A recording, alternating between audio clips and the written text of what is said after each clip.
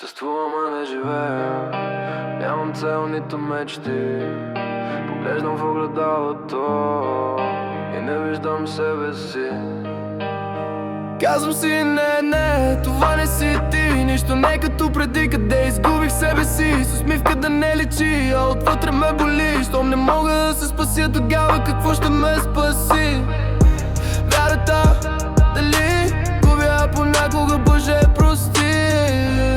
Но аз и всички като мен, дори в стая пълна с хора, пак се чувстваме сами. Имам хапче за това и хапче за онова, но кое от всичките ще спаси моята душа? По целия този път щупих невинни сърца, защото моето на 24 парчета е.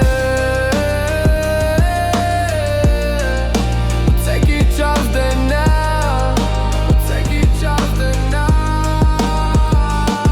Всички казват ще те мине, това е проста фаза. Да мина и година и за малко ме отказа. Трудно с тежест се оцелява, но който настоява, само той се научава да го преодолява. И един момент, без дори да осъзнава, той го побеждава и душата успокоява.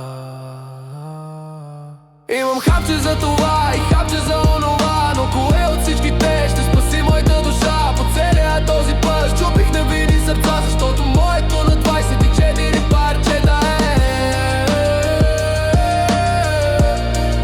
От всеки час деня, от всеки час деня. Но аз и всички като мен, дори в стая пълна с хора, пак се чувстваме сами.